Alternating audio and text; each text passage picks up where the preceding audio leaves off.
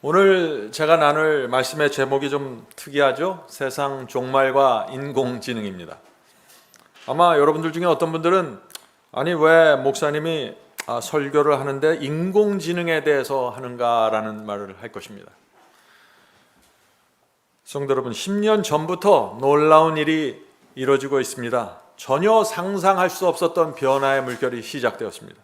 근데 많은 사람들이 그것을 인지하지 못하고 있습니다. 심지어 그리스도인들까지도 이 인공지능이 우리에게 어떤 영향을 주고 우리 신앙에 어떤 영향을 주고 세상 종말과 어떻게 연결되어 있는지 잘 보지 못하는 것 같습니다. 그래서 오늘 제가 이 말씀을 나누기로 마음을 작정한 것입니다. 우리 세대는 그러니까 한 50대, 60대 이 나이들은 중화공업과 또 선박과 자동차와 제조업이 세계 10대 기업의 그 주류를 차지하고 있었던 시대였습니다. 1980년대, 90년대까지 세계 10대 기업은 은행이나 물건이나 어떤 기계를 만들어내는 회사들이 세계적인 회사였습니다. 그러나 2011년이 되면서 완전히 달라지기 시작했습니다. 2011년에 구글이 갑자기 세계 최고의 기업으로 올라오게 되었고 또 애플이 올라오게 되었고 2015년도에는 판도가 완전히 달라지면서 또 2017년에 아마존이 또 세계적인 기업으로 올라왔습니다. 지금 그래서 세계 8대 기업은 우리가 생각하는 그런 회사들이 아니라 전혀 다른 회사들이 세계 8대 기업을 차지하고 있다는 것입니다. 무엇인가요? 아마존입니다. 구글, 애플, 마이크로소프트, 페이스북, 또 텐센트, 세계 최고의 게임 기업이죠. 게임 기업이 세계 8대가 됐습니다. 텐센트, 알리바바, 삼성입니다. 자, 8대 기업의 공통점이 어떤 회사들입니까? 무엇입니까? 모두 IT죠. 인터넷 기업입니다. 스마트폰과 깊이 연결된 회사들이죠. 그들은 이 모든 회사들의 최고의 목표는 뭐냐면 인공지능을 개발하는 것입니다. 이렇게 될 때, 이런 각도에서 볼 때 인공지능이야말로 앞으로 세상을 지배할 엄청난 기술이 되는구나 하는 것을 우리가 볼 수 있는 것이죠. 구글은 지난 3년 동안 인공지능 회사만 17개를 인수했다고 합니다. 또 페이스북은 전체 수익의 30%를 인공지능에 지금 투자하고 있다고 합니다. 왜 세계 기업들이, 세계적인 대기업들이 왜 인공지능에 이렇게 집중하고 있을까요? 성도 여러분, 앞으로 이 인공지능으로 세상이 어떻게 변화가 될까요? 세계 8대 기업, 10대 기업이 인공지능에 올인하면은요, 나머지 회사들과 나머지 나라들도 다 그쪽으로 가는 것입니다. 그렇게 봐야 되는 것입니다. 얼마 전 뉴스에서 이런 기사가 나왔습니다.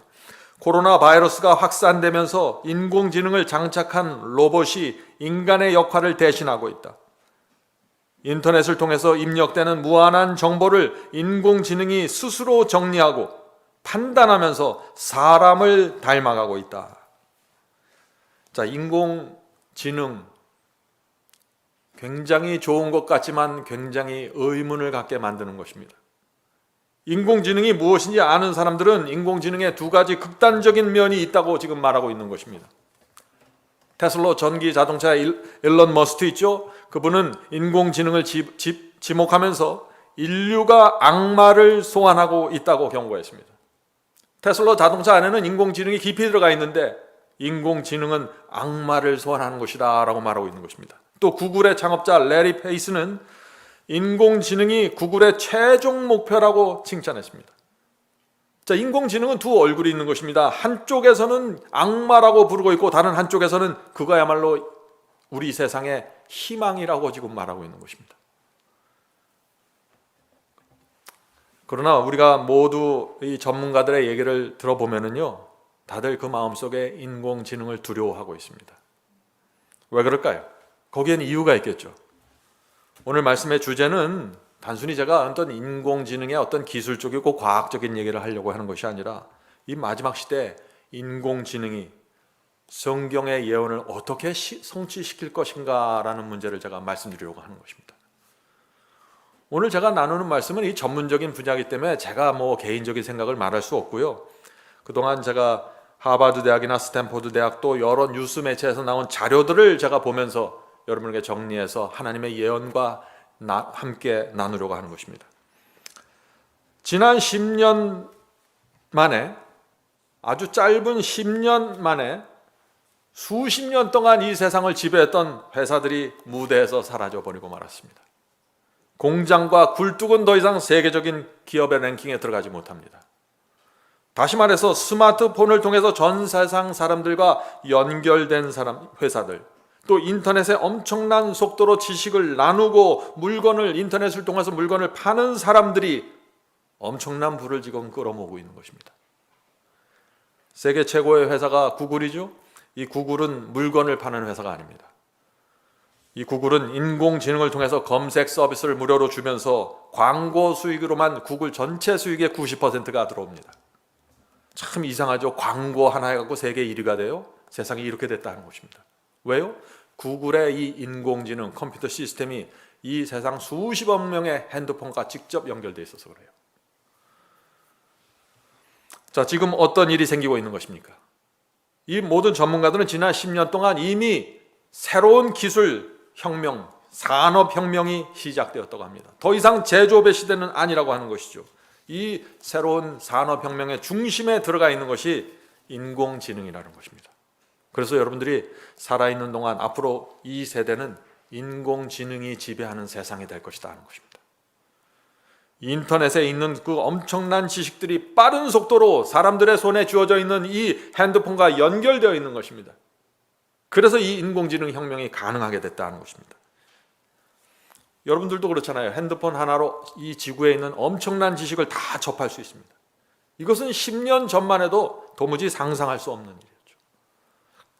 성도 여러분, 왜 세상에 갑자기 이런 변화가 생겼을까요? 우리 그리스도인들은 이런 질문을 생각해야 한다는 것입니다. 성경이 그렇게 될 것이라고 예언하고 있기 때문에 이렇게 되는 것입니다. 지금부터 2600년 전에 다니엘서는 마지막 때가 되면서 바로 이런 일이 생길 것이라고 예언한 것입니다. 자, 그 말씀이 어디에 있나요? 다니엘서 12장 4절 보겠습니다. 다니엘서 12장 4절. 다니엘아, 마지막 때까지 이 말을 간수하고 이 글을 봉함하라. 많은 사람이 빨리 왕래하며 지식이 더하리라. 자, 마지막 때가 되면 세상이 어떻게 된다고 했습니까? 많은 사람이 빨리 왕래하며 지식이 더해진다고요.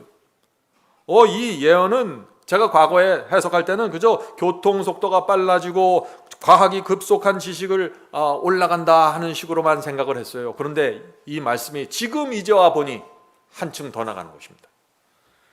에덴 동산에서부터 6000년 동안 인류는 말과 마차를 타고 여행했습니다. 그러다가 지난 불과 200년 전에 말과 마차를 버리게 되었습니다. 증기기관이 나왔고 방적기계가 나오면서 자동차가 나오고 기관차가 나왔습니다. 그러다가 지금은 우주선을 타고 저 우주로 화성까지 가버리는 시대가 된 것입니다. 그러다가 지난 10년 전부터 속도가 급격하게 빨라지는 일들이 생긴 것입니다. 인터넷이 나온 것입니다. 인터넷의 속도가 엄청나게 빨라지더니 세상의 모든 것이 달라지게 되었습니다. 성도 여러분, 이 세상에 왜 이런 일이 생기나요? 성경이 그렇게 될 것이라고 예언하고 있기 때문입니다. 세상은 점점 더 빠르게 나갈 것입니다. 엄청난 지식들이 이 세상의 각 사람의 손에 연결될 것입니다. 하나님께서는 다니엘서와 요한계시록의 예언을 통해서 예언의 순서대로 또 정해진 기간대로 정해진 때를 따라서 역사를 운영해 오셨습니다. 7교회 예언 있죠. 7인 있죠. 7나팔이 있습니다. 모두 7개의 기간을 갖고 그리스도의 초림부터 재림까지 가는 건데 지금 마지막 시대에 들어갔다는 것입니다. 마지막 시대에 가까이 가면 갈수록 어떤 일이 생겨요? 지식이 급격하게 늘어나면서 속도가 일어난다고요. 그래서 마지막 때가 지금 되어서 엄청난 지식이 무서운 속도로 지구 수십억 인구의 각 사람에게 연결되어 있는 것입니다. 그래서 여러분들이 뭘 갖고 있어요? 지금 핸드폰을 갖고 있는 것입니다. 과학자들은 이 핸드폰 때문에 새로운 인류가 탄생될 것이라고 말하고 있습니다. 새로운 인류, 신인류입니다. 왜 그것을 신인류라고 부를까요? 기존에 지금까지의 사람들은 오장육부를 갖고 있었는데 이제 하나의 장기가 더 추가되었다는 것입니다. 그것이 뭐예요? 핸드폰이라는 것입니다. 핸드폰의 몸의 일부가 되어버렸습니다. 사람들이 핸드폰을 놓치면 우울증에 걸리는 것입니다. 핸드폰이 없으면 아무것도 못해요.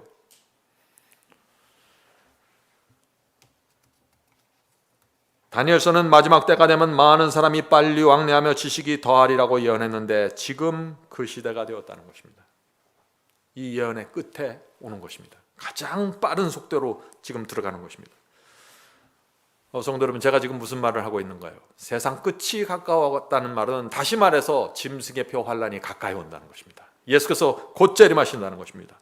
인공지능의 발달로 인해서 엄청난 지식의 속도들이 생기면서 짐승의 표 환란이 가까이 온다 하는 것입니다.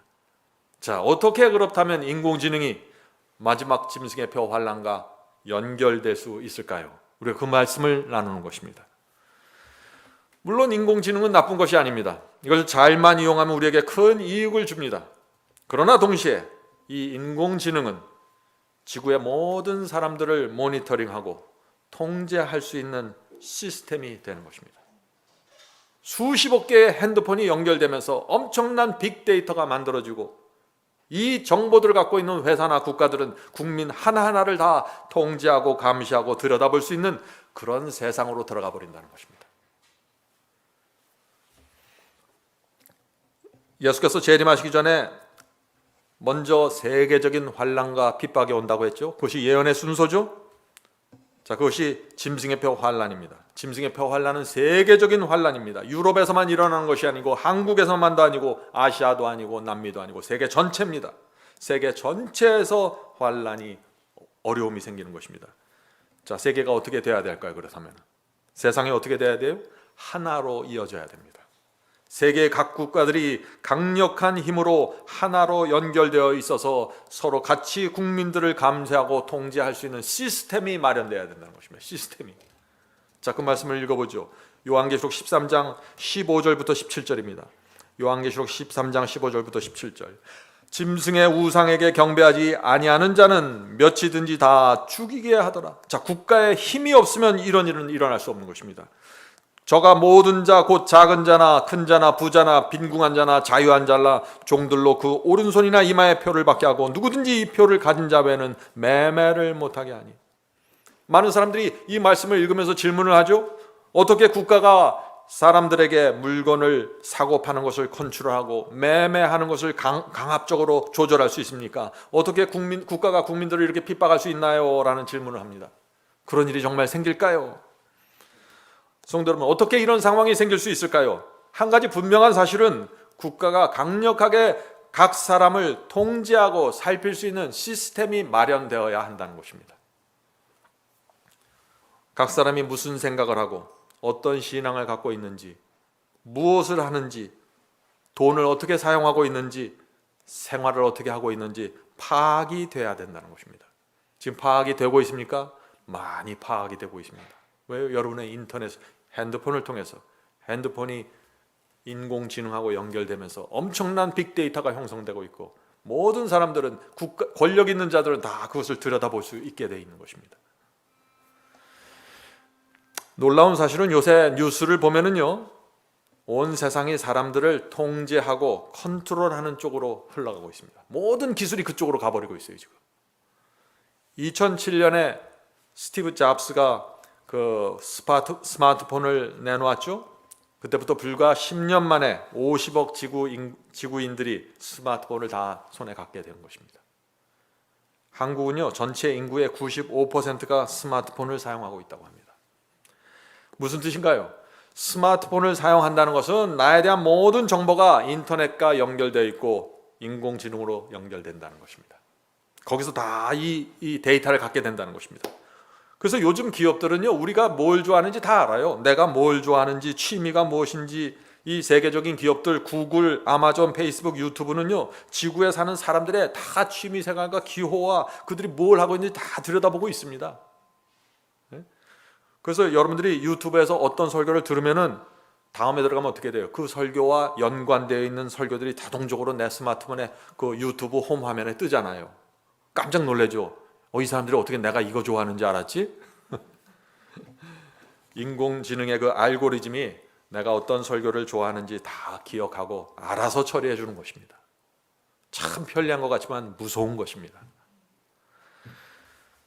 내가 인터넷으로 그동안 샀던 모든 물건들이, 모든 쇼핑이 온라인에 그대로 기억이 되고 있습니다.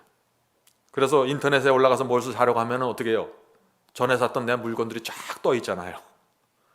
어떤 때는 남들이 볼까 무서워요. 사람들이 그렇게 해서 두려워하는 것입니다. 나의 개인적인 정보들이 다른 사람들하고 이렇게 혹시 나눠지면 어떻게 될까? 지금 국가와 기업들이 우리의 일상생활을 정확하게 들여다보고 있습니다.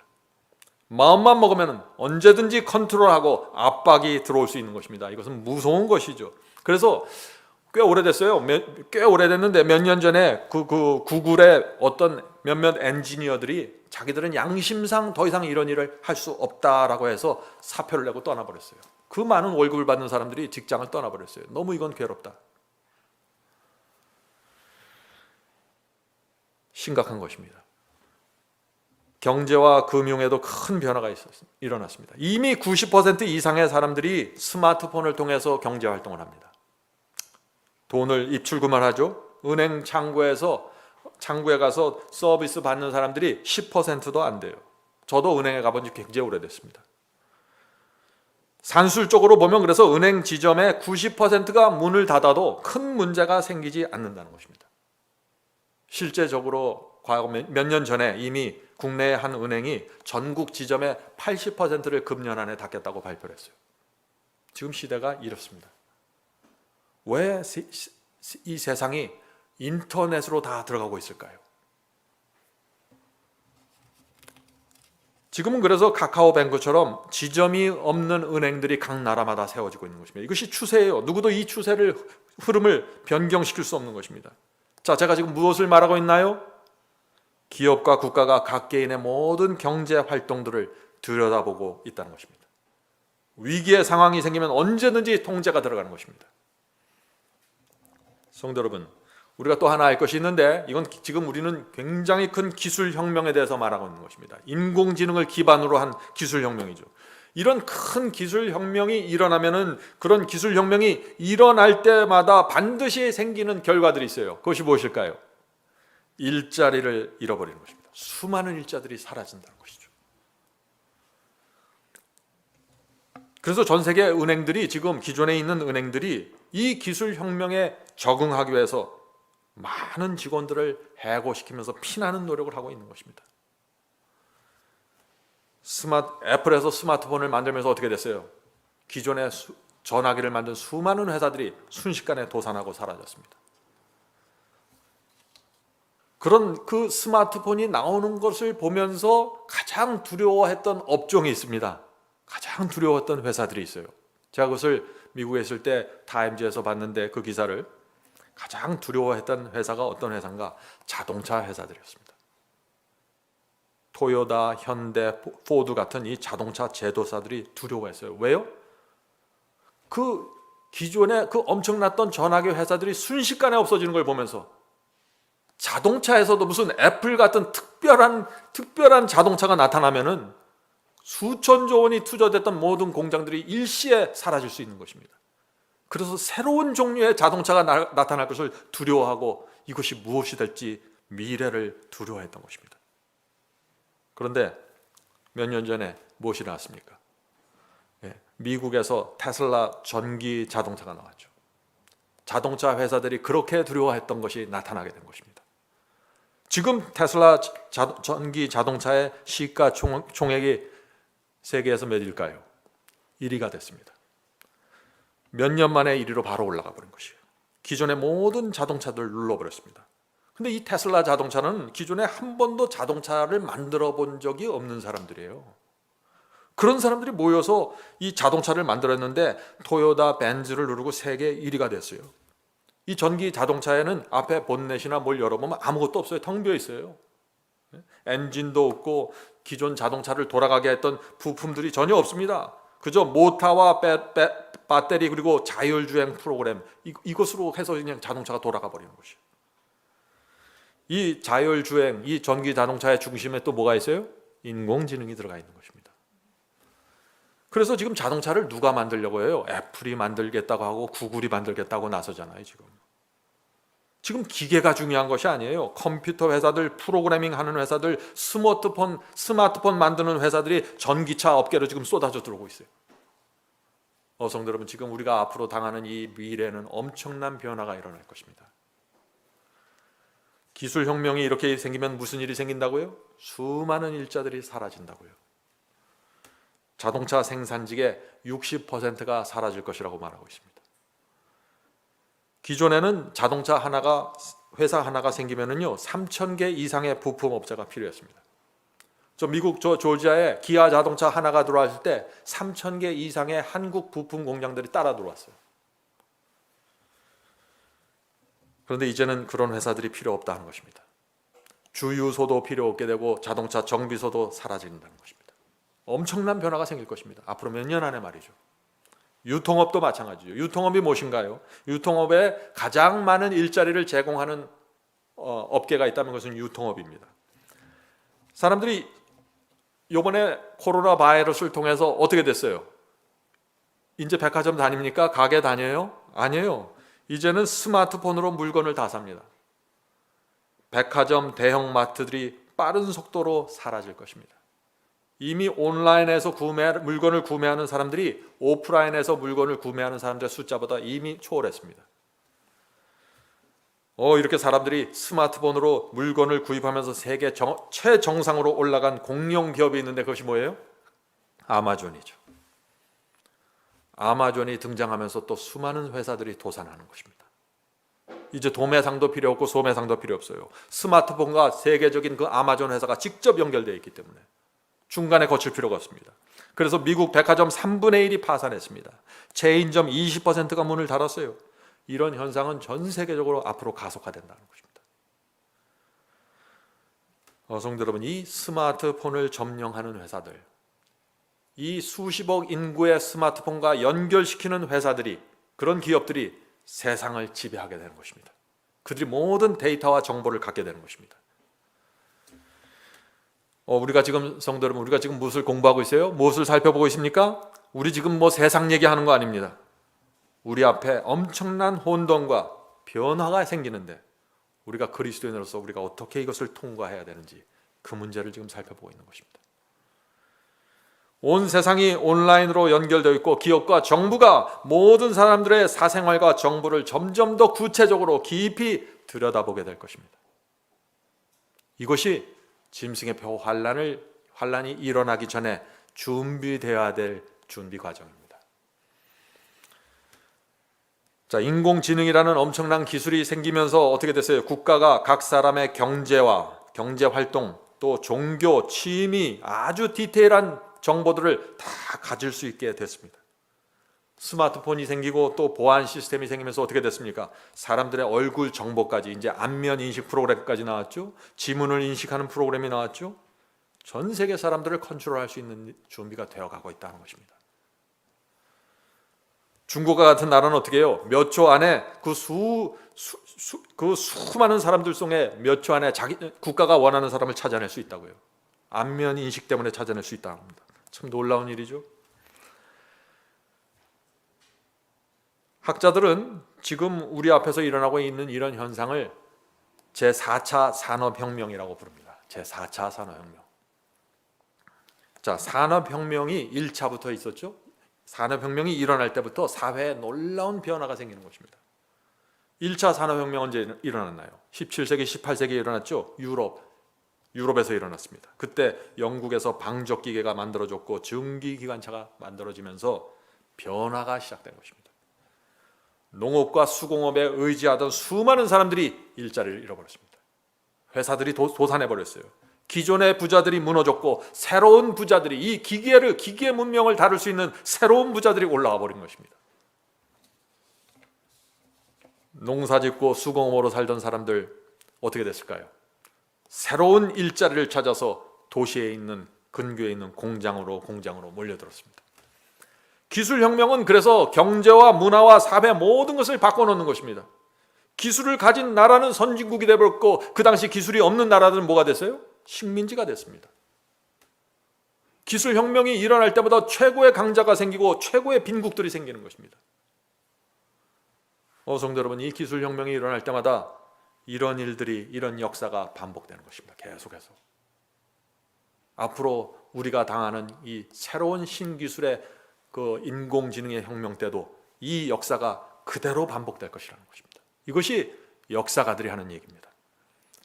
자, 2012년 알파고 아시죠? 알파고, 인공지능 알파고와 그 이세돌 바둑 그 구단이 바둑을 두었죠. 어떻게 됐어요? 알파고가 완전히 압도해 버렸습니다. 딥러닝 기술을 그때부터 이제 사람들에게 알려주게 된 것입니다. 딥러닝이라는 것은 배운다는 얘기, 깊이 배운다는 것이죠. 스스로 찾아서 공부하는 게 아니에요. 그냥 컴퓨터에 알고 있는 지식을, 그동안에 바둑과 관련된 모든 지식을 다 넣어줬더니 이 지식을 갖고 이 컴퓨터가 스스로 공부하고 학습해서 바둑을 배워서 이세돌을 이기게 된 것입니다. 그래서 인공지능이 무엇인가 스스로 학습을 하고 논리적으로 추론하고 판단하면서 최고의 바둑 기사를 압도하게 된 것입니다. 이때 전 세계에 중계됐죠. 사람들이 깜짝 놀랐습니다. 와, 인공지능이 이렇게 무서운 것인가? 사람들은 그때 알파고가 앞으로 어디까지 발전할 것인가 하고 생각을 했어요. 2012년에 알파고 인공지능이 나타났고 2014년에 또 하나의 인공지능이 나타나서 사람들을 깜짝 놀라게 했습니다. 어디에 나타났을까요? 뉴욕 월스트리트에 또 다른 인공지능이 나타났는데 이것은 금융 알파고예요. 월스트리트의 골드만삭스 투자 회사 아시죠? 세계 최고의 투자 회사입니다. 여기에는요, 이 회사 들어가려면 미국에서 아이비리그 최고의 명문대학 수석으로 나오면 들어갈까 말까예요. 정말 들어가기 어려워요. 엄청난 월급을 주니까. 그런데 그런 대학의 출신들 천재들이 600명이 그 금융 트레이더로 그 골드만삭스에 일하고 있었습니다. 그런데 그 회사에서 전격적으로 인공지능 캔쇼를 도입했습니다. 자, 인공지능의 이름을 캔쇼라고 붙인 것이죠. 금융 알파고가 도입된 것입니다. 자, 어떤 일이 생겼을까요? 골드만삭스에 어떤 일이 생겼을까요? 제가 말씀드렸죠. 새로운 기술 혁명이 들어갈 때마다 수많은 사람들이 일자리를 잃어버린다고요. 골드만삭스에서 일하던 천재 600명이 해고됐습니다. 598명이 해고됐습니다. 몇 명이요? 600명 중에 몇 명이 해고됐다고요? 598명이 해고됐어요. 왜 해고됐을까요? 이 인공지능이 들어가서 캔쇼가 일을 하는데 이 600명의 천재들이 한 달 동안 일하는 것을 2시간 안에 끝내버렸어요.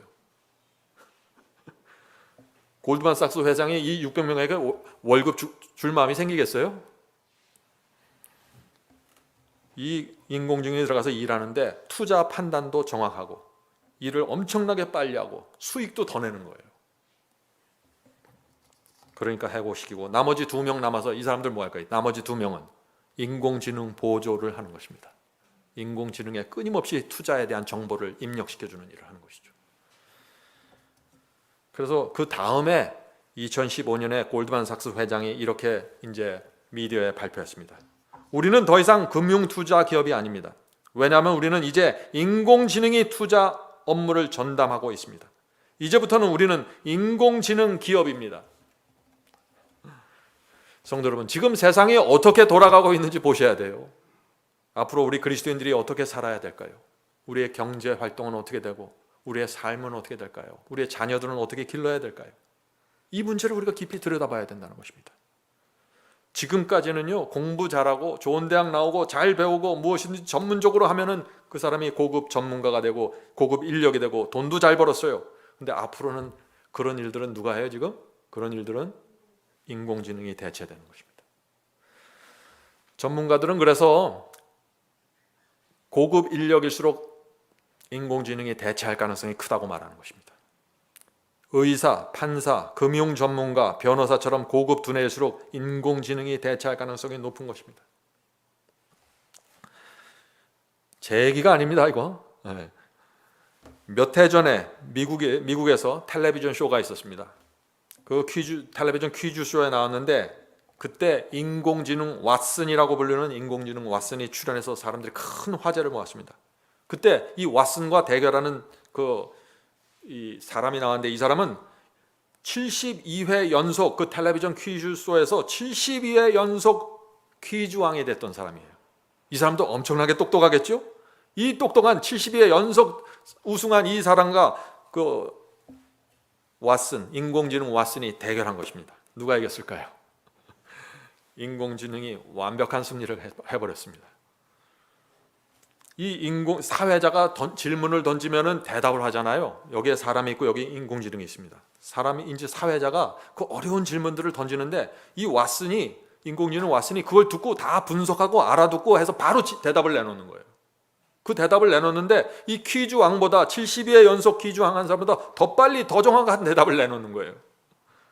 그래서 그 대결의 결과로 이 인공지능 왓슨이 100만 불의 상금을 받았습니다. 처음부터 상대가 되지 않는 게임이죠. 인공지능 왓슨이 어느 정도인지 아세요? 1초에 책 100만 권 이상의 분량의 정보를 학습하고 정리할 수 있는 컴퓨터입니다. 상상할 수 없는 지능과 능력이죠. 인공지능이 앞으로 우리의 삶에 어떤 영향을 미칠까요? 그래서 제가 이 문제를 나누는 것입니다. 제가 2주 전에 이 문제를 들여다보면서 깜짝 놀랐어요. 이것은 우리 그리스도인의 신앙에 중요한 영향을 미칠 수 있겠구나. 하버드 대학과 이 스탠포드 대학에서 인공지능에 대한 연구 결과들이 나왔습니다. 이 결과들을 보면은 충격적입니다. 그들은 미래를 이렇게 설명합니다. 앞으로 인공지능에 의해서 수많은 직업들이 대체되면서 대다수의 사람들이 난민 수준의 삶으로 떨어지게 될 것이다. 어느 수준으로요?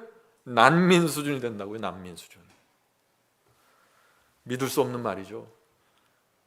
그러나 제가 골드만삭스의 그 인공지능을 바라보고 또 천재 전문가, 투자 전문가 600명 중에 598명이 순식간에 해고되는 그 기사를 읽으면서 앞으로 인공지능이 이 세상을 지배하겠구나 하는 그 모습을 보게 되는 것입니다. 성도 여러분, 두려워할 필요 없습니다.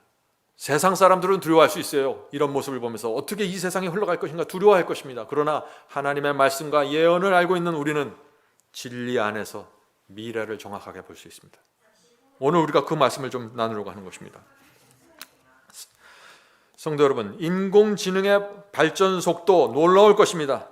왜 놀라워요? 전 세계에 있는 그 수억 대의 스마트폰에서 올라오는 엄청난 정보들이 계속해서 인공지능에게 정보를 제공하고 인공지능은 앉아서 그것을 계속해서 학습하고 추리하고 판단하면서 도무지 상상할 수 없는 능력들이 생기는 것입니다. 각 분야별로 말이죠. 전기자동차도 인공지능으로 움직인다고 했죠. 이 전기자동차도 계속해서 인포메이션을 받는 것입니다. 이미 팔려나간 전기자동차들이 도로를 달리면서 생기는 수많은 정보들을 날마다 인공지능 테슬라 자동차에게 계속해서 보내주는 것입니다. 인터넷을 통해서. 그럼 전기차의 인공지능이 그것을 그 모든 정보들을 받아서 놀라운 속도로 학습하고 프로그램을 진화시키는 것입니다. 그리고 그 진화된 프로그램을 다시 전기차에게 주는 것입니다. 그래서 점점 더 이 성능을 좋게 가져가는 것이죠.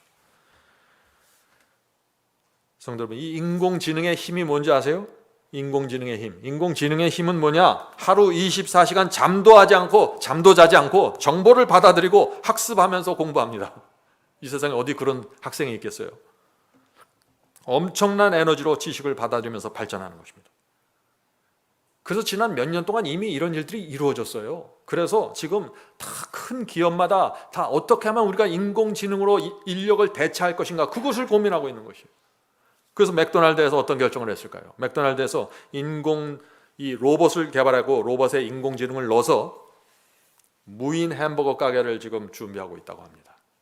그렇게 되면 어떻게 될까요? 수많은 일자들이 또 사라지는 것입니다. 인공지능으로 운영하는 무인 호텔이 생겼습니다. 일본에도 생겼고 미국에도 생겼어요.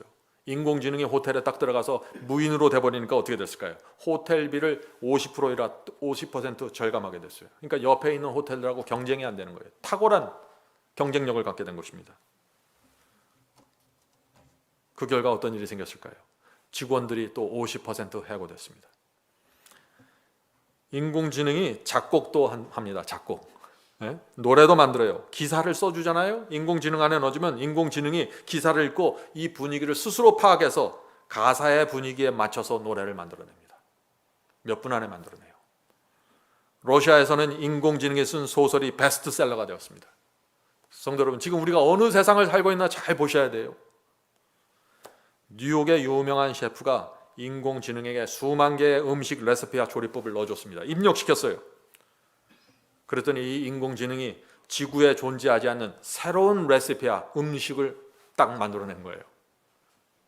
이 인공지능이 새로운 요리를 만든 모든 과정을 알려주었고 어떤 소스를 써야 되며, 그래서 이 셰프가 그 인공지능이 준 레시피대로 음식을 해냈더니 그 맛이 기가 막힌 거예요.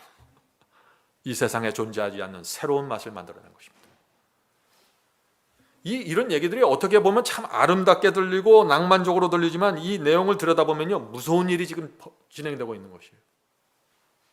그래서 수많은 회사들이 인공지능을 장착한 로봇을 개발하기 위해서 올인하고 있는 것입니다. 이 인공지능은 없어요. 왜요? 임금을 올릴 필요도 없잖아요. 파업 염려할 필요도 없어요. 밤에도 자지 않고 일해요. 휴가도 없어요. 이기심도 없어요. 네? 인공지능 로봇은 최고의 직원입니다. 그래서 공장용 인공지능이 나오고 농업용 인공지능이 나왔습니다. 농업용 인공지능이 무엇인가요? 씨를 심고 식물을 심고 추수하는 모든 일을 다 인공지능 로봇이 하는 것입니다. 딸기를 따는데 어느 정도의 딸기, 어느 색깔을 따야 된다 입력해 놓으면 그거 그대로 따요. 잘 익은 것만 골라서 땁니다. 더운데 나가서 일 시킨다고 컴플레인도 안 하고. 또 사람들 취향에 맞게 옷을 골라주는 코디 인공지능도 나왔습니다. 그 사람의 얼굴을 스캔하고 그 사람의 취향을 입력시켜 놓으면 이 옷 입으십시오, 저 옷 입으십시오. 비가 올 때는 이 옷입니다. 구체적으로 인포메이션이 들어오는 거예요. 사람들이 좋아할까요? 좋아하죠. 인공지능은 끊임없이 일을 합니다. 그래서 미래학자 토마스 프레이가 이렇게 얘기했습니다. 토마스 프레이는 2030년까지, 2030년이면 몇 년 안 남았죠. 2030년까지 인공지능 때문에 20억 개의 일자리가 사라질 것이다. 성도 여러분, 그래서 사람들이 인공지능을 개발하면서 동시에 두려워하는 것입니다. 인공지능은 무서운 것이 소수의 사람들이 모든 것을 장악해버리는 것입니다. 인공지능에 대한 최고의 기술을 가진 사람들이 그 밑에 있는 모든 것들을 다 잡아먹어버리는 것입니다. 그래서 대다수의 사람들이 난민 수준으로 삶을 살게 된다고 말하는 것이에요. 자, 마이크로소프트의 빌 게이츠는 이렇게 얘기했습니다. 인공지능의 힘이 강해지면은 인류에게 위협이 될 수 있다. 또 영국의 스티븐 호킹 박사 이렇게 얘기했습니다. 인공지능은 인류의 종말을 불러올 수 있다. 엄청난 얘기죠. 테슬라 자동차의 일론 머스크는 인공지능은 악마를 소환하는 이다. 무서운 얘기를 하고 있는 것입니다. 인공지능이 인류에게 위협이고 인류의 종말이고 악마를 소환한다고요. 성도 여러분, 인공지능 우리가 생각하는 것보다 훨씬 위험한 존재가 될 수 있습니다. 어떤 사람에겐 필요하겠지만 이것이 잘못 사용되면, 과도하게 사용되면 악마가 될 수 있다는 것입니다. 성도 여러분, 선지자 다니엘이 예언한 지구 역사의 마지막 때가 된 것입니다. 엄청난 지식이 모여서 엄청난 빠른 스피드로 들어가서 인공지능을 만들어내고 그것이 세상을 지배하게 되는 것입니다. 이것이 짐승의 표 환란을 오게 만드는, 준비하게 하는 과학적인 기반이 되는 것입니다. 소수의 세력이 지구 전체의 데이터를 갖고 있는 것입니다. 무서운 일이 생기는 것입니다.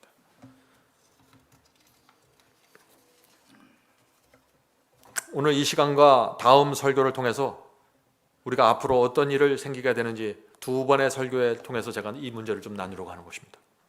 2016년 서울대학교에서 놀라운 발표를 했습니다. 지금부터 향후 2045년까지, 자, 2045년이면 이제 25년 남았죠. 25년 동안 한국 사회가 인공지능 때문에 4개의 계급 사회로 바뀌어진다는 연구 결과를 발표했습니다. 참 믿기 어렵지만은 그렇게 될 것이라고 말하고 있는 것이에요. 앞으로 25년 안에 말이죠. 자, 그 4개의 계급이 뭔가? 최고 1계급, 첫 번째 계급은 인공지능 기업을 소유한 사람들이라는 것입니다. 다시 말해서 구글이나 아마존 같은 이런 기업들이 인공지능의 최고의 기술을 갖고 있는 사람들이 첫 번째 제 상위 클래스가 될 것이다 하는 것이죠. 뭐 석유 만들고 기계 만들고 선박 만들고 이런 거 다 이제 사라지는 거예요. 더 이상 인류가 아니에요, 그런 사람들은. 자, 두 번째 계급은 뭐냐? 인공지능 플랫폼 안에서 스타가 된 사람들이라는 것입니다. 인공지능 플랫폼 안에서 스타가 된 사람들. 예를 들어서 유튜브가 인공지능의 플랫폼이거든요. 거기서 BTS 가수 있잖아요. 스타가 됐잖아요. 유튜브를 통해서 스타가 됐습니다. 그들은 인공지능을 통해서 플랫폼을 통해서 수십억 명과 연결되면서 세계적인 스타가 되어버렸습니다. 아주 짧은 순간에. 성도 여러분, 참 놀라운 것은요, 마지막 시대의 복음도 이렇게 전파되는 것입니다. 인공지능 기반인 인터넷상에서 하나님의 말씀과 사탄의 거짓 복음이 치열하게 전쟁을 벌이고 있는 것입니다. 그래서 저와 여러분이 인터넷 선교를 지금 들어가는 것이에요. 인공지능 기반 안에서 우리가 이 세상 사람들에게 복음을 전하는 일은 피할 수 없는 큰 변화의 물결입니다. 이것은 그냥 장사꾼들만 관계되어 있는 것이 아니라 가정주부터 어린아이들까지 모두 선교 사업까지 다 여기에 연결되어 있는 것입니다. 여기서 결정이 나버릴 것입니다. 자, 세 번째 계급이 누구예요? 사람이 아닙니다. 인공지능입니다. 사람이 아니라 인공지능 컴퓨터가 세 번째 계급을 차지한다고 말하는 것입니다. 자, 네 번째 계급은 무엇일까요? 제 하위층, 인공지능에 의해서 설 자리를 잃어버린 대다수의 사람들입니다. 거의 모든 사람들이 이 제4계급에 속하게 될 것이라고 말하고 있는 것입니다. 두렵죠, 성도 여러분? 인공지능 때문에 결국 99%의 사람들이 최하급으로 떨어지게 된다는 것입니다. 난민 수준으로 떨어진다는 것입니다. 이 표현이 정말 두렵지 않아요? 난민 수준. 왜 난민이라고 부르는가? 잠시 후에 제가 설명드릴게요.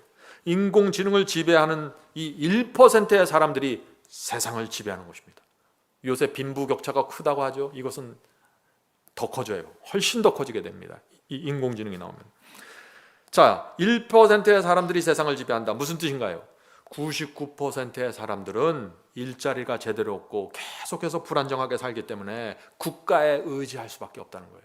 국가가 주는 복지와 국가가 주는 음식에 기대어 살게 된다는 것입니다. 이번에 코로나 바이러스가 오니까 어떻게 해요? 국가가 지원금을 주잖아요. 그런 것으로 이제 세상이 돌아간다는 거예요. 거의 모든 사람들이 그래서 난민 수준으로 떨어진다는 말이 여기서 나오는 것입니다. 무슨 뜻인가요? 국가가 인공지능과 빅데이터와 이런 시스템을 통해서 국민들을 지배하고 들여다보고 컨트롤한다는 것입니다. 이거 참 무서운 얘기죠. 성도 여러분, 이런 시대에 우리가 어떤 신앙으로 살아야 될까요?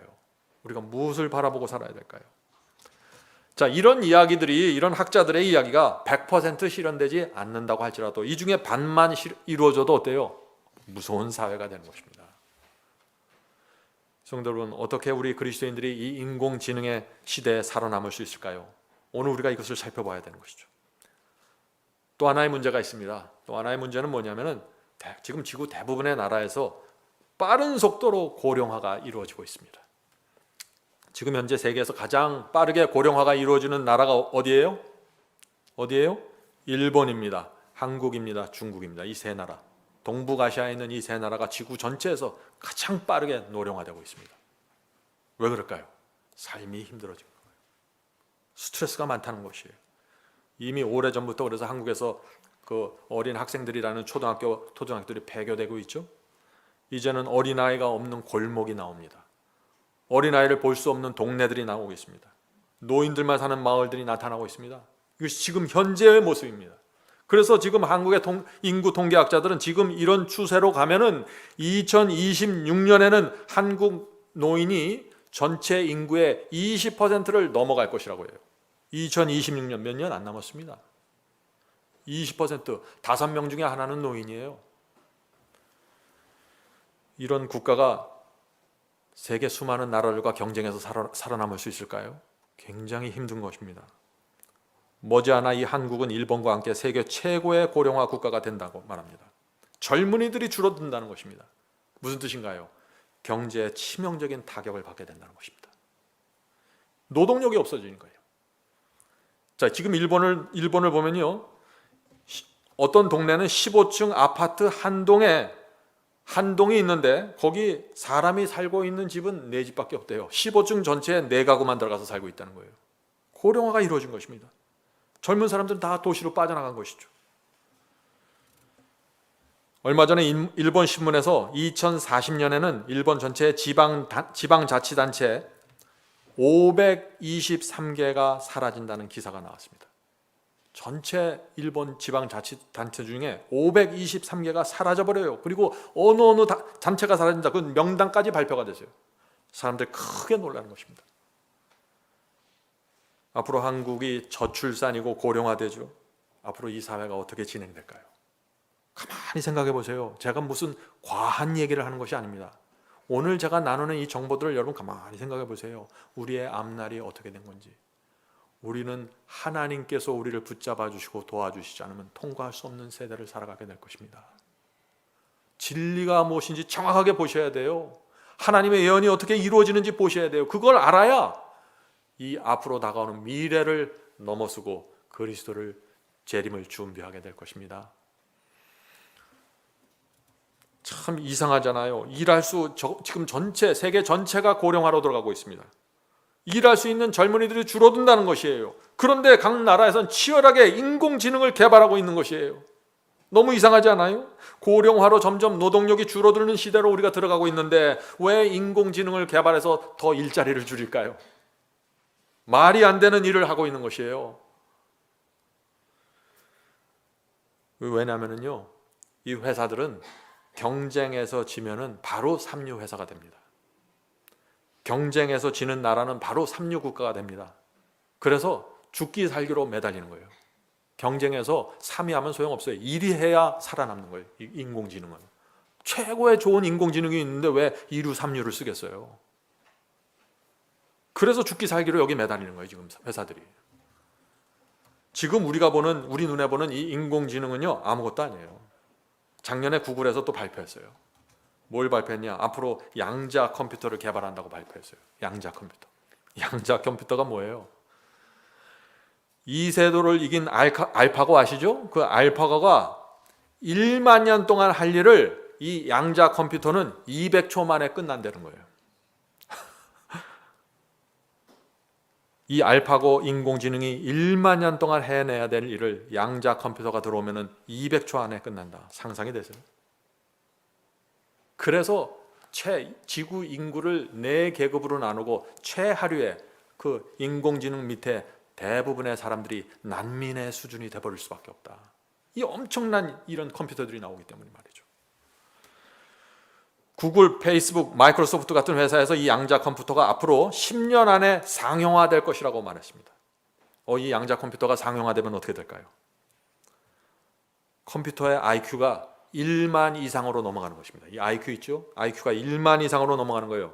사람이 천재면 IQ 몇 이상입니까? 180 이상, 200이면 천재잖아요. 양자 컴퓨터는 IQ가 1만이 넘는 것입니다. 어떤 일이 생길까요? 대부분의 사람들은 바보가 되는 것입니다. 실업자가 되고 인공지능의 지배를 받게 되는 거예요. 지금 제가 말씀드리는 게 점점 뭐처럼 돼요? 영화처럼 들리죠? 미래 공상 영화처럼 지금 들리잖아요. 지금 제가 얘기를 하면서도 그렇게 느껴요, 저도. 근데 이게 멀지 않았다는 거예요, 지금. 우리가 살아있는 동안 이런 일들이 생길 수 있다는 것입니다. 성도 여러분, 이제 잘 생각해 보세요. 하나님께서 이 세상을 인공지능이 지배하도록 내버려 두실까요? 그럴 수는 없는 것입니다. 그렇다면 무슨 말인가 이것이? 예수께서 재림하실 날이 가까이 올 수 있다는 것입니다. 더 이상 그리스도의 재림이 지체될 수 없다는 것입니다. 이렇게 볼 때 마지막 짐승의 환란, 짐승의 표 환란이 매우 가까이 있을 수 있다는 것을 우리가 볼 수 있다는 것입니다. 이것이 세상을 바라보면서 하나님의 예언을 보면서 들여다볼 수 있는 영적인 통찰력입니다. 성도 여러분, 코로나 바이러스 이번에 크게 생겼죠. 일자리를 수많은 사람들이 잃어버렸습니다. 그렇게 되면서 어떤 현상이 이 사회에 생겼습니까? 사람들은 국가가 이제 더 많은 것을 책임져 달라고 요구하기 시작했습니다. 더 많은 복지, 더 많은 지원을 달라고 요구하고 있는 것이에요. 왜? 먹고 살기 힘들어요. 미국도 마찬가지입니다. 미국 사람들도 미래를 불안하게 보고 있어요. 지금 세상 누가 미래에 대해서 환상을 갖겠어요? 다 불안해하는 것입니다. 그래서 이 선거 때마다 어떤 사람들이 표를 많이 받아요? 사회주의를 지향하는 정치인들이 표를 많이 받는 것입니다. 그래서 사회주의가 뭐예요? 국가가 국민들을 책임져 주는 시스템 아니에요. 성도 여러분, 지금 이 세상이 어떻게 돌아가고 있는지 보이십니까? 점점 더 빈부차가 생길 것입니다. 일반 서민들이 가난하겠죠. 그러면서 인공지능이 폭발적으로 개발되면서 빅데이터가 형성되고 국가는 모든 사람들의 정보를 갖게 될 것입니다. 원하기만 하면 누구나 가서 모니터링하고 감시할 수 있는 시스템이 만들어지는 것입니다. 성도 여러분, 이것이 지금부터 마지막 환란이 올 때까지 이 세상이 돌아가는 과정입니다. 짐승의 우상에게 경배하지 못한 사람들을 사고 파지 못하게, 매매하지 못하게 하는 시스템이 있어야 되는 것입니다. 그 시스템이 인공지능을 통해서 지금 마련되고 있다는 것입니다. 우리가 이것을 보면은 우리의 신앙이 어떻게 되어야 될까요? 정말 이제는 세상에 대한 그 애착심, 세상에 대한 사랑 다 내려놓으시고 하나님의 말씀 안으로 들어가셔야 됩니다. 가장 안전하고 정말 평안이 하나님의 말씀 안에만 있게 될 것입니다. 자, 인공지능을 가진 기업이 세상을 이끌게 됩니다. 정부는 국민 개개인의 삶을 들여다보고 컨트롤할 수 있게 되는 그런 흐름으로 지금 가고 있습니다. 그래서 사방바람이 놓여지고 있는 것입니다. 이 순서를 잘 보세요. 사방바람이 왜 놓여지고 있는지 마태복음 24장에 나오는 재림의 징조들 아시죠? 홍수와 기근과 지진과 전염병이 창궐하게 되는 것입니다. 마지막 시대에 온 세상이 크게 이 재림의 징조로 흔들리는 것입니다. 그래서 바울이 뭐라고 했어요? 이 재림의 징조가 어떻게 온다고 그랬죠? 여인이 해산하는 고통처럼 온다고 그랬잖아요.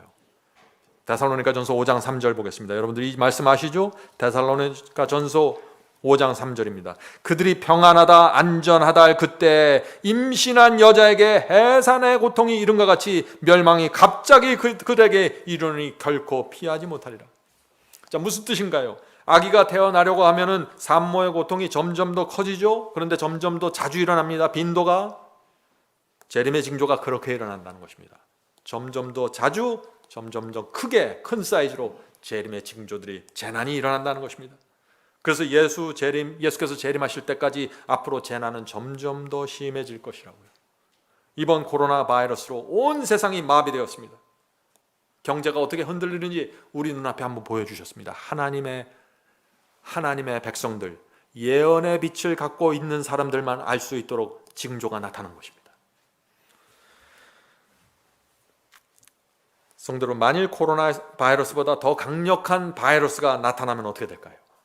더 큰 재난들이 지구로 몰려오면 어떻게 될까요? 경제가 여지없이 흔들리면서 무너지기 시작할 것입니다. 그렇게 되면 어떻게 될까요? 사람들의 마음이 불안해지겠죠. 예언을 모르는 사람들은 정말 두려워서 떨 것입니다. 앞으로 무슨 일이 생길지 모르니까요. 세상 국가들은 사회의 민심과 인심을 수습하기 위해서 인공지능과 빅데이터를 이용해서 사람들을 감시하고 통제하기 시작할 것입니다. 이 불안한 심리를 갖고 있는 사람들은 무엇을 바라볼까요? 이 세상을 누가 좀 나타나서 이 세상을 평강과 복락으로 끌어갈 수 있으면 좋겠다 하는 마음으로 세상을 바라보기 시작할 거예요. 그때 누가 나타나는 거예요? 그때 요한계시록 13장에 나타나는 적그리스도가 나타나는 것입니다. 온 세상의 희망으로 등장하는 것입니다. 가장 도덕적이고 가장 종교적이고 가장 사랑이 많은 모습으로 나타나게 될 것입니다. 그리고 그 적그리스도와 함께 기독교의 거짓 선지자들이 하나로 연합해서 이 세상에게 희망의 메시지를 던지기 시작하는 것입니다. 자, 요한계시록 13장에 그 모습이 나타납니다. 요한계시록 13장 13절 14절입니다. 요한계시록 13장 13절 14절. 큰 이적을 행하되 심지어 사람들 앞에서 불이 하늘로부터 땅에 내려오게 하고 짐승 앞에서 받은 바 이적을 행함으로 땅에 거하는 자들을 미혹하며 땅에 거하는 자들에게 이르기를 칼에 상하였다가 살아난 짐승을 위하여 우상을 만들러 하더라. 여기 짐승의 표 환란이 일어나면서 놀라운 이적들이 생기죠. 불이 하늘에서 내려오는 이적, 이런 이적들이 생기니까 사람들이 저항할 수가 없는 것입니다. 이것이 우리가 기다리던 그 희망이구나. 이 불안한 세상에, 재난이 많은 세상에, 경제가 무너지는 이 세상에 우리가 드디어 희망을 만나게 되었구나 하고 간절한 마음으로 매달리게 되는 것입니다. 사탄과 악령들이 초자연적인 현상들을 일으킬 것입니다. 사람들을 완전히 미혹시키는 것입니다. 안진뱅이를 이혹하고 2000년 전에 예수께서 행했던 그 이적을 그대로 행하면서 사람들을 미혹하게 될 것입니다. 그래서 예수께서 마지막 환란 때 이적을 행하는 자들을 조심하라고 말하고 있는 것이에요. 그 말씀이 어디에 있어요? 마태복음 24장에 나오잖아요. 재림의 징조장에. 마태복음 24장 21절부터 24절입니다. 이는 그때 큰 환란이 있겠습니다. 이 큰 환란이 뭐예요? 짐승의 표 환란, 마지막 환란입니다. 큰 환란이 있겠습니다. 장세로부터 지금까지 이런 환란이 없었고 후에도 없으리라. 가장 큰 지구 역사의 가장 큰 환란이라는 것이죠. 그때 사람이 너에게 말하되 보라 그리스도가 여기 있다 혹 저기 있다 해도 믿지 말라. 거짓 그리스도들과 거짓 선지자들이 일어나 큰 표적과 기사를 보이어 할 수만 있으면 택하신 자들도 미혹하게 하리라. 성도 여러분, 조심해야 합니다. 사탄은 지금도 이 역사를 마지막 미혹을 이루기 위해서 지금부터 이미 오래전에 기독교인들에게 초자연적인 현상을 주고 있는 것입니다. 뭘 주고 있어요 지금? 지금 제가 바이블 칼리지를 공부하면서 사람들하고 접촉하면서 나누는 사람들, 굉장히 많은 사람들이 음성을 듣고 있다고 해요. 환상을 보고 있다고 합니다. 어떤 계시를 보고 있다고 합니다. 그런 사람들이 굉장히 많아요. 사탄은 그리스도인들이 기적과 표적에 의지해서 신앙을 하도록 끌어가고 있는 것입니다. 수많은 사람들이 지금 여기에 걸려 있는 것입니다. 그런 사람들은 짐승의 표 환란이 일어나고 마지막 큰 미혹이, 엄청난 이적들이 생길 때 다 넘어가게 될 것입니다. 그동안 내가 듣던 그 환상, 내가 듣던 음성이 바로 이것이었구나 하고서 거기에 다 들어가게 될 것입니다. 그때 이 마지막 미혹이 일어날 때 지구의 모든 사람들은 이 짐승과 거짓 선지자를 하나님께서 보내신 종으로 받게 될 것입니다. 이 세상을 구원할 유일한 희망으로 바라보게 되는 것입니다. 성도 여러분, 누가 그 앞에서 저것이 적그리스도고 저것이 짐승이라고 외칠 수 있을까요? 하나님의 진리에 정확하게 서 있는 사람들, 마지막 예언의 빛에 의해서 정확하게 세상을 보는 사람들, 그리고 그 안에, 그 마음 안에 하나님의 의가 새겨져 있는 사람들, 그런 사람들이 그날 하나님의 편에 서게 될 것입니다. 성도 여러분, 우리가 어떻게 준비해야 될까요? 온 세상이 인터넷으로 묶여 있고 인공지능의 힘이 점점 더 강력해지는데 우리 그리스도인들이 어떻게 자유와 평강과 신앙을 유지할 수 있을까요? 이 다음 시간에 제가 이 질문에 대한 실제적인 대답을 좀 나누려고 합니다. 2부에서는 디지털 화폐와 세계 정부에 대해서 제가 살펴보려고 합니다. 성도 여러분, 오늘 말씀을 듣고 오해하시면 안 됩니다. 제가 말씀드리려는 포인트를 오해하시면 안 돼요. 저는 인공지능을 피해 달아나라고 말씀드리는 것이 아니에요. 어디 깊은 동굴에 들어가서 숨어라 그런 얘기를 하는 게 아니에요. 저는 핸드폰을 이제부터 사용하면 안 되겠구나 그런 말을 하는 거 아니에요. 인공지능의 시대에 우리는 살아갈 수밖에 없습니다. 핸드폰을 들고 살아갈 수밖에 없습니다. 큰 변화 속을 통과할 수밖에 없습니다. 그런데 우리는 그것을 바라보고 준비해야 한다는 것입니다. 내가 어떤 신앙을 갖고 이 엄청난 폭풍우를 통과해야 되는지 정확하게 들여다봐야 된다는 것이에요. 가장 중요한 것은 신앙입니다. 하나님께서 우리와 함께 하시지 않으면 우리의 어떤 육신적인 준비도 의미가 없게 될 것입니다. 하나님께 충성하는 신앙이 필요합니다. 하나님께 충성하려면 어떻게 뭘 알아야 돼요? 진리가 무엇이라 알아야 충성을 하죠. 어떤 사람은 충성을 하는데 거짓에게 충성하고 있어요. 어떤 사람은 충성하는데 적그리스도에게 충성하고 있어요. 왜 그래요? 진리가 무엇인지를 모르기 때문에 그런 거예요. 그런 일들이 일어나는 것이에요. 성경이 말하는 적그리스도는 누군지 알아야 하죠. 짐승의 표가 무엇이고 어떻게 강요되는지 알아야 하죠. 어떻게 마지막 환란을 위해서 준비할 수 있는지 알아야 합니다. 주님께 충성하는 신앙이 무엇인지 알아야 합니다. 대부분의 사람들이 이것을 알지 못하는 것입니다.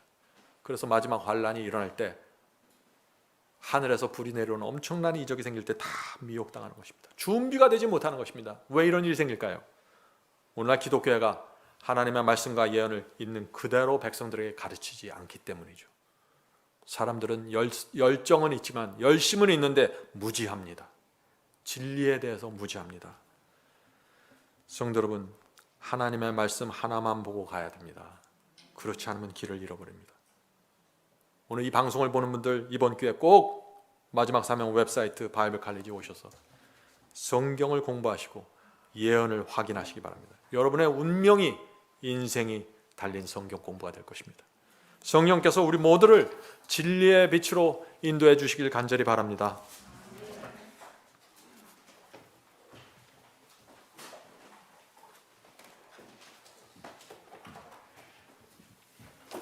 네, 오늘 목사님의 귀한 설교 말씀이 듣는 우리 모두의 마음속에 깊이 담아서 세상을 바라보면서 재림이 가까웠다는 성경 말씀을 우리 모두 다 함께 되새기는 아주 소중한 귀한 시간이 됐으면 바랍니다. 자, 모두 다 같이 일어나셔서 마치는 찬미 597장 그날이 오면 왕을 배우리 다 함께 부르겠습니다.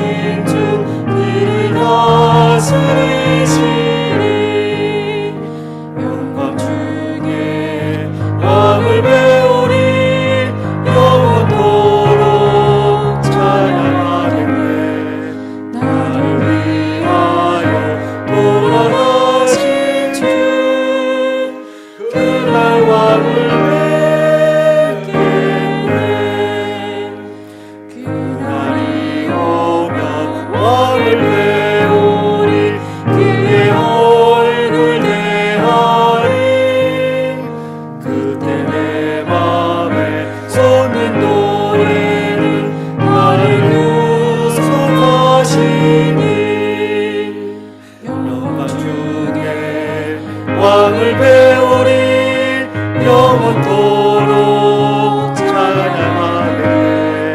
나를 위하여 돌아가신 주 그날 왕을 뵙겠네. 아멘. 다 같이 무릎 꿇고 기도드리겠습니다.